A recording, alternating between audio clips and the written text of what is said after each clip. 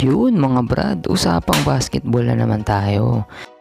At pa-score na rin ng isang subscribe dyan mga brad. Salamat. Number 10, para na naman sa mga pan ni Luka dyan. Titili na naman kayo. Isang napakagandang between the leg bounce pass ang ginawa ni Luka. Yun o, bang ganda nun mga brad. Number 9, para sa Pelicans. Yun, half court. Bang. Buzzer beater yun mga brad. Sa number 8, Jones Jr. ng Portland Trail Blazer para dito sa high dunk. Oh, grabe yun mga brad, lumambitin po. Ang dami niyang iniwan doon, 3. DeMar DeRozan mga brad, nakapasok sa pang-7. Ayun side step, yung sinapian ni Balbas, patay. No God!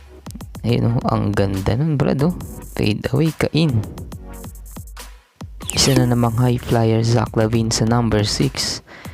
Yung baseline jumper, grabe yung talon na yun, ang taas mga brad. Hindi na siya nahabol ng defender dun.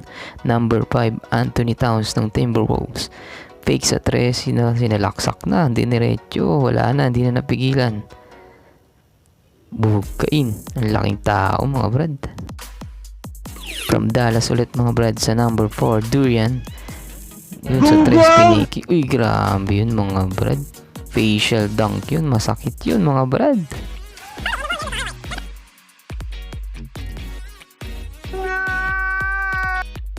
Spurs para sa number 3. Galing sa pass break. Ayun, diniretso na, binitbit sa may dakdak mga brad. Hindi mo na talaga yung mapipigilan. Maliban na lang kung si Lebron ka mga brad.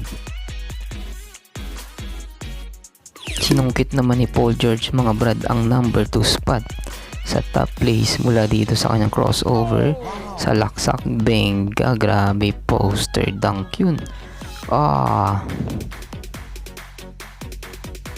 Bago ang ating top place mga brad, huwag kalimutan mag-subscribe, i-like mo na yung video mga brad, mag-comment ka sa ilalim, at syempre i-share mo na rin.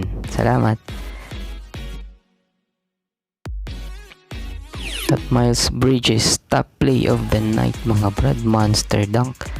Yun grabe yun mga brad, grabe, kain na kain. Nagkagulo na yung bench nila, nakakamot ulo.